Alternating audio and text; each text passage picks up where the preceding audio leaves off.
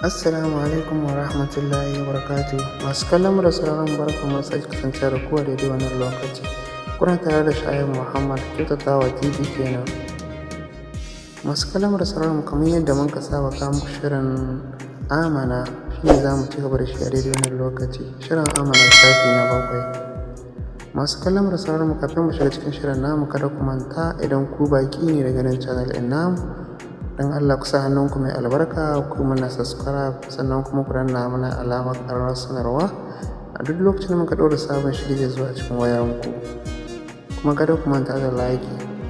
Idan kuma kai kana da channel ɗin namu a lokacin da muka ɗora sabon shiri ka ɗauki hannunka mai albarka kai mana like. Mun gode. Kamar yadda muka yi muku alƙawarin fayyace muku Amana da Sabarin 'yan biyu ne ko ba 'yan biyu ba, da kuma Sabir shin ɗan Alhaji ne ko ba ɗansa ba, yanzu ne za mu fayyace muku. Haka ne, Amana da Sabirin 'yan biyu ne. Lokacin nan shi kuma Sabir ɗan malam ne, wato malam wanda ya riƙa Amana shi ne mahaifinsu. Amma abin sirri ne, Alhaji ma bai san Sabir ba ɗansa na ba, wato Amana ta ce ɗiyarsa. Asiri ne tsakanin malam da matan malam da kuma ita Hajiya. To daga farko dai Malik ne a cikin filin gida yana jiran Hajiya ta fito ta kawo masa 'yan kuɗin kisa. Baya da kuɗi.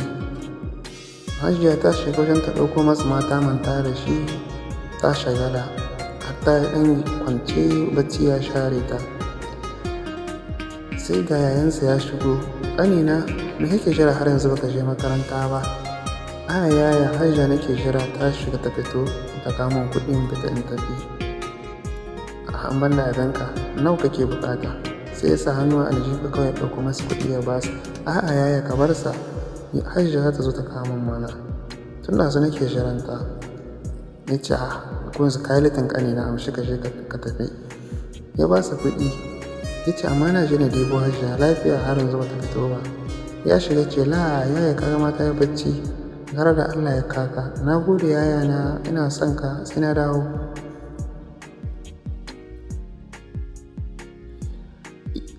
Ya fito waje dama abokanansa suna jiransa. Haba Malik, ka kaɗan raina hankali, tun da yanzu muke jiran ka fa. Kuma ka san malamin nan masibar tsaya gare, baya barin mu shiga idan muka yi latin, kuma kana bari muna yin latin.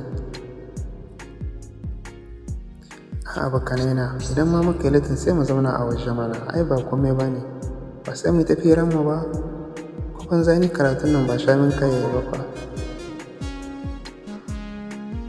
Idan sun zo sun tarar da ajin malami yana ciki kuma makaranta an hana su shiga, sai ga Sabirin ita ma ta taho a latin. Da za ta shiga malam ya kira ta ciki, yana za ki je? Ba za ki shiga ba, kar ki shiga min aji. Kin ga masu Malik ga su canza zaune na hana su shiga sun yi latin. Gobe ki ƙara yin latin.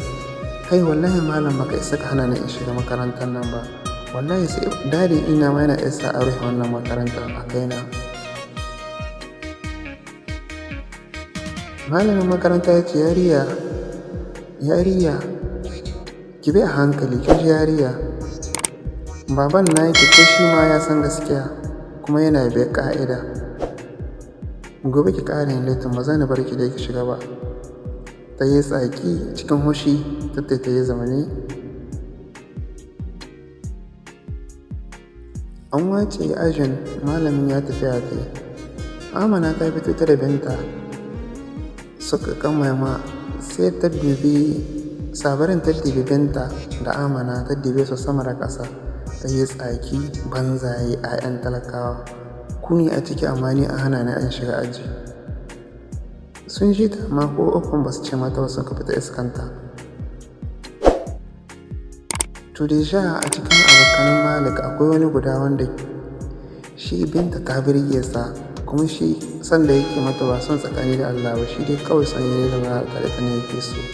Shi dai ga ya lalata da ita.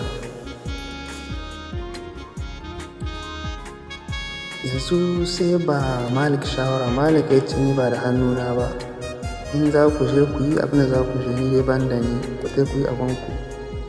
Sun shirya wannan makirci. Malik ya ce gara da Allah ya sa ni ban zo da mota na ba, ni kun ga idan ma abinku za ku yi ku bar ni na tafi in tare ɗan tasi in tafiya ta gida. Malik yadda ya bar sai tare ɗan tasi ya tafiya ta yi. Abokinsa shi ne ya tura su biyu suka kwararo su Binta da ita da Amana. Amana ta kadaf da gidansu ta shirya gidansu su yi ban kwana. Ashe wasu ankwara ba suna a bayansu a mota. Ya suka tare Binta bayan Amana ta shige cikin gida. Ina za ki je Binta ne? Kin yi laifin kin yi dare zo mu rage miki hanya.